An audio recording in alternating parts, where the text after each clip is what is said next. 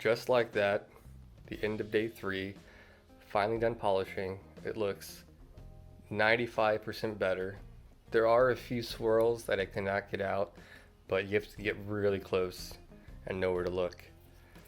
The process I did, I think, worked really well, and tomorrow I'm ready to hit the ground running with the ceramic coat.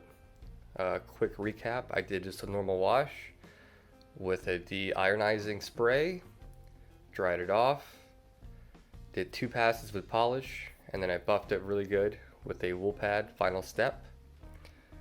But before that I did clay barred as well. So I clay barred and then I polished, and yeah, it looks really good, and we're ready to move on to ceramic tomorrow.